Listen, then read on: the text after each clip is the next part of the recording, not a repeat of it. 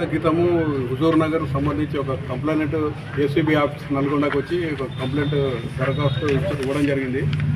ఆ దరఖాస్తులో ఏముందంటే హుజూర్ నగర్ మండలం సంబంధించి వాళ్ళ ఫాదర్ చనిపోయినాక వారసత్వ భూమి వాళ్ళ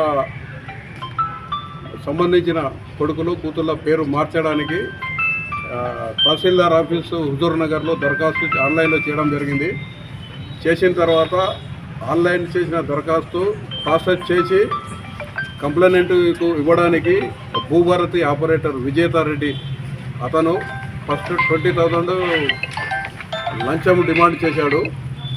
ఆ డిమాండ్ చేసిన తర్వాత నేను అంతా ఇచ్చుకోలేను అని చెప్పిన తర్వాత ఆపరేటర్ అప్పుడు ఎకరానికి ఒక 1000 చొప్పున 12 ఎకరాలు ఉంటుంది, 12,000 ఇవ్వండి అని చెప్పి ఒప్పందం కుదుర్చుకున్న దాన్ని మేము ఎవిడెన్స్ వీడియో ఆడియో రికార్డు చేసి అతనిపై ఈరోజు ఎఫ్ఐఆర్ చేసి ఆ దర్యాప్తులో భాగంగా ఈరోజు దాదాపు 3:30 ప్రాంతంలో కంప్లైనెంట్ విజేతారెడ్డి ధరణి కానీ భూభారతి ఆపరేటర్కు డబ్బులు ఇస్తుండగా రెడ్ హ్యాండెడ్గా పట్టుకొని అతని వద్ద 12,000 సీజ్ చేశాము.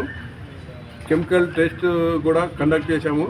తర్వాత అతన్ని కస్టడీలోకి తీసుకొని ఎంఆర్ఓ ఆఫీస్కి సంబంధించి ఈ రికార్డ్స్ తర్వాత సిస్టంలో ఉన్నాయన్నీ వెరిఫై చేస్తున్నాము.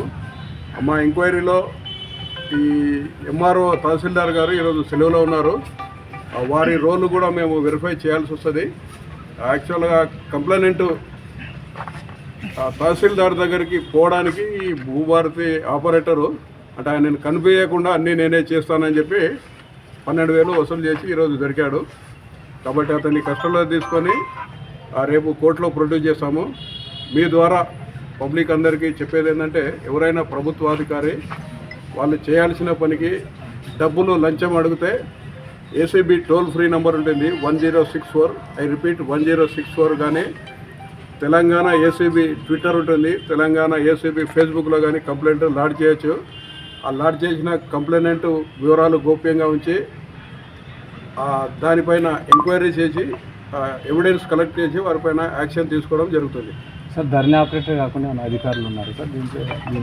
అదే చెప్పాను, తహసీల్దార్ గారు సెలవులో ఉన్నారు. ధరణి ఆపరేటర్ ఏంటంటే ఇంటెలిజెంట్గా ఎవరికి యాక్సెస్ కలవలేదు, అన్నీ నేనే చేసుకుంటానని చెప్పి డబ్బులు డిమాండ్ చేశాడు. ఓకే సార్, ప్రభుత్వ ఉద్యోగ కాంట్రాక్ట్ ఉద్యోగ సార్? Out sourcing. ధరణి ఆపరేటర్లు అందరూ అవుట్ సోర్సింగ్ ఉంటారు. గత 7 years నుంచి ఇక్కడ పనిచేస్తున్నారు ఆయన. ఓకే సార్, మీ డిజిగ్నేషన్ పేరు? ఈ దాడిలో Nalgonda range ACB DSP Jagadish Chander అంటే నేను, నాతో పాటు మా 2 ఇన్స్పెక్టర్లు అండ్ సిబ్బంది ఈ దాడిలో పాల్గొనడం జరిగింది. యాక్షన్ తీసుకోవడం జరుగుతుంది. సార్ ధరణి ఆపరేటర్ కాకుండా అధికారులు ఉన్నారా సార్ దీని వెనకాల ఎవరు? అదే చెప్పాను, తహసీల్దార్ గారు సెలవులో ఉన్నారు. ధరణి ఆపరేటర్ ఏంటంటే ఇంటెలిజెంట్గా ఎవరికి యాక్సెస్ కలవలేదు, అన్నీ నేనే చేసుకుంటానని చెప్పి డబ్బులు డిమాండ్ చేశాడు. ఓకే సార్, ప్రభుత్వ ఉద్యోగ కాంట్రాక్ట్ ఉద్యోగ సార్? Out sourcing. ధరణి ఆపరేటర్లు అందరూ అవుట్ సోర్సింగ్ ఉంటారు. గత 7 years నుంచి ఇక్కడ పనిచేస్తున్నారు ఆయన. Sir okay.